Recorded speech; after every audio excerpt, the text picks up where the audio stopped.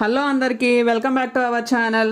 ఈరోజు నేనైతే ఒక మంచి టేస్టీ చట్నీ రెసిపీ అయితే చూపిస్తానండి. ఈ మధ్య కాలంలో మనకు బాగా వినపడుతున్న చట్నీ లింగయ్య టిఫిన్ హోటల్ చట్నీ. ఆ చట్నీ బాగుందేమో కానీ నేను చేసి చూపించే చట్నీ అయితే ఇంకా దానికంటే ఇంకా టేస్టీగా ఉంటుంది. ఇది హోమ్ మేడ్ ఫుడ్ కూడా. నేనైతే ఫస్ట్ ప్యాన్ అయితే రెడీ చేసుకున్నానండి. ప్యాన్లో 2 టేబుల్ స్పూన్ నూనె అయితే యాడ్ చేశాను. స్టవ్ ఫ్లేమ్ ఎప్పుడు సిమ్లోనే పెట్టుకోవాలి. అందులో నేను పచ్చిమిర్చి ఎండుమిర్చి యాడ్ చేస్తున్నాను. ఇందులో నేను ఎటువంటి కారం యాడ్ చేయట్లేదండి. కారం యాడ్ చేస్తే చట్నీ అయితే బాగుండదు. సో పచ్చిమిర్చి ఎండుమిర్చినే యాడ్ చేసుకోండి. ఆ తర్వాత రెడీ చేసి పెట్టుకున్న పల్లీలు అయితే పచ్చి పల్లీలు యాడ్ చేస్తున్నాను. ఇవన్నీ బాగా వేగాలండి. ఏ చట్నీ బయట ఎంత బాగా చేసినా వాళ్ళు మనకి ఏ ఇంగ్రీడియంట్స్ వాడతారు ఏం వాడతారు అవన్నీ మనకేం తెలియదండి. సో మనం ఇంట్లో టేస్టీగా చేసుకున్న రెసిపీసే బాగుంటాయి. అందులో మన ఆడవాళ్ళు అన్నిట్లో ఎక్స్పర్ట్స్ అండి. వాళ్ళు ఏదైనా ఒక్కసారి చూస్తే తొందరగా గ్రాస్ చేసేస్తారు. అలాగే తొందరగా టేస్టీగా ఇంట్లో వాళ్ళందరికీ ఈజీగా ఎలా చేయాలో వాళ్ళకి తెలుసండి ఆ ట్రిక్స్. సో ఆ ట్రిక్స్ అన్ని నేను మీకు ఈ వీడియోలో ఎక్స్ప్లెయిన్ చేస్తాను. పల్లీలు బాగా వేగాలండి. ఈ పల్లీలే ఈ చట్నీలో టేస్ట్ అనమాట.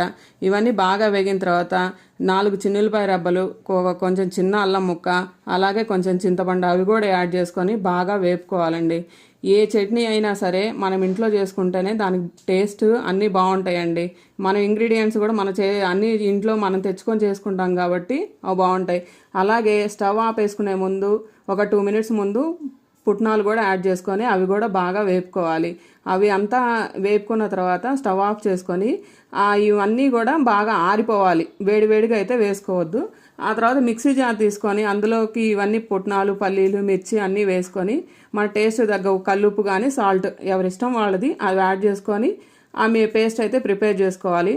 అందులోనే కొంచెం నీరు కూడా యాడ్ చేసి పెట్టుకోండి.